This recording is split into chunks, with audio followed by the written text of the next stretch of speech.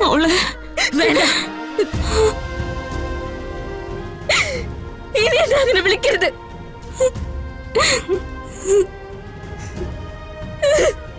എന്തിനായിരുന്നു ഇയാൾ മാറട്ടെ?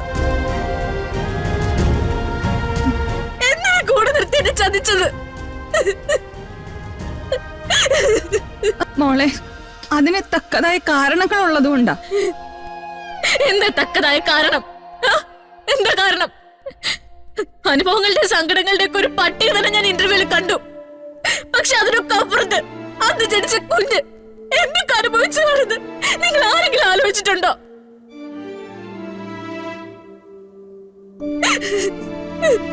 ഒരിടത്തല്ല, പല സ്ഥലത്ത്. സ്വന്തം വീട്ടിൽ പോലും അനാഥ എന്ന് പറഞ്ഞ് പരിഹസിക്കപ്പെട്ടു. പലപ്പോഴും ചടങ്ങുകളിൽ തന്നെ മാറ്റി നിർത്തപ്പെട്ടു.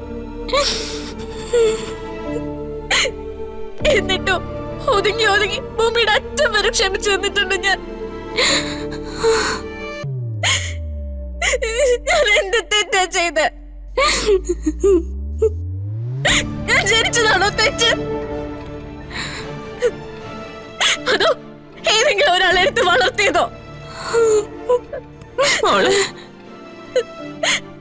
അങ്ങനെ ആയിരുന്നെങ്കിൽ കണ്ണത്തിന് കൊന്നുകളയായിരുന്നില്ല.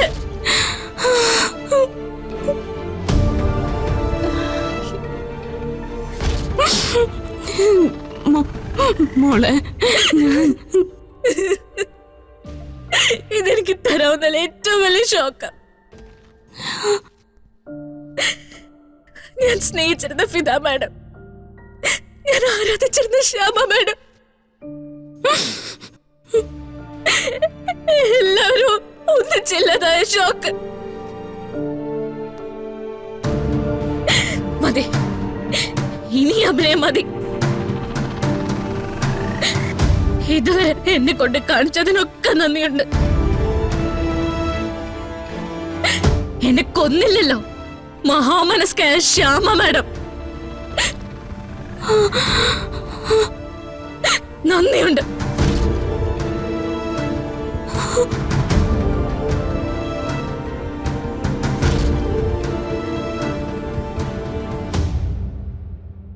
വലിയ വലിയ വേദികളിൽ നിന്ന് വലിയ സ്ഥാനത്തുള്ളവർക്ക് അവരുടെയൊക്കെ കഥ പറയാം, കരയാം.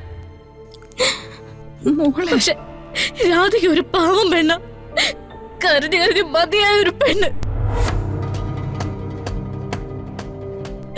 പക്ഷെ ഒരു കാര്യം ഞാൻ തെളിച്ചു പറയാം, സ്വന്തം മകളുടെ മുൻപിൽ വേറൊരു വേഷത്തിൽ നിന്ന് അഭിനയിച്ച ഒരാളെ എനിക്ക് വേണ്ട. അങ്ങനെ ഒരു അമ്മയെ തേടി ജീവിതത്തിൽ ഒരിക്കലും ഞാൻ വരില്ല.